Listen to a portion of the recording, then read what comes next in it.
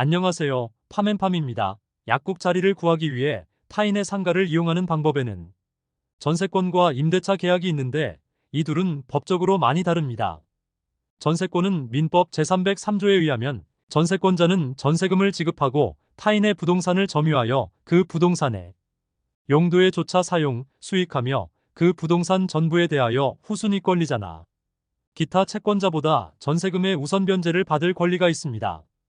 임대차는 민법 제618조 임대차의 의의에 따르면 임대차는 당사자 일방이 상대방에게 목적물을 사용, 수익하게 할 것을 약정하고 상대방이 이에 대하여 차임을 지급할 것을 약정함으로써 그 효력이 생깁니다.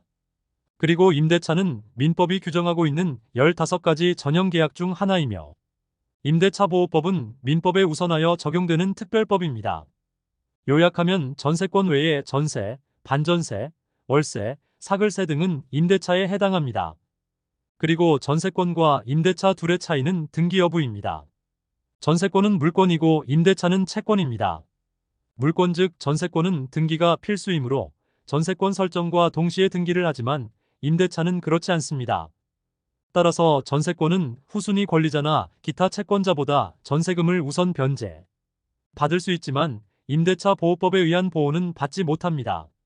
다르게 말씀드리면 임대차 보호법은 임차인 입장에서 최소한의 보증금을 돌려받을 수 있는 강력한 법이지만 전세권은 그렇지 않다는 것입니다. 현실적으로 대부분 건물주와 임대차 계약을 체결하면서 전세권 등기를 하기를 원합니다. 물론 전세권의 물권적 배타성으로 인해 안정적일 수 있습니다.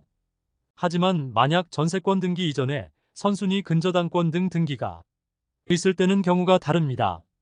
예를 들면 건물이 경매에 넘어가 낙찰이 되었을 때 선순위 근저당권자들이 배당을 받고도 자신의 전세금까지 받을 수 있다면 문제가 되지 않겠지만 선순위 저당권자들이 가져가고 남는 금액이 없다면 전세권 등기는 말소가 되는 동시에 전세금 회수는 못하게 됩니다. 그렇지만 위에서 말씀드린 임대차는 전입신고 및 확정일자가 있으면 임대차 계약상의 보증금의 크기에 따라 최우선 변제 또는 우선 변제를 받을 수 있는 여지가 있습니다. 따라서 전세권 설정이 반드시 능사가 아니라는 것입니다. 건물의 등기부 등본을 반드시 확인하고 선순위 근저당권 등이 있다면 그 설정 금액과 건물 가치와의 비교는 필수적입니다.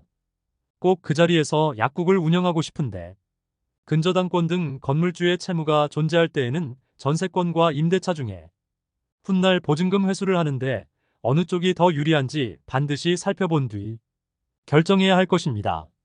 감사합니다.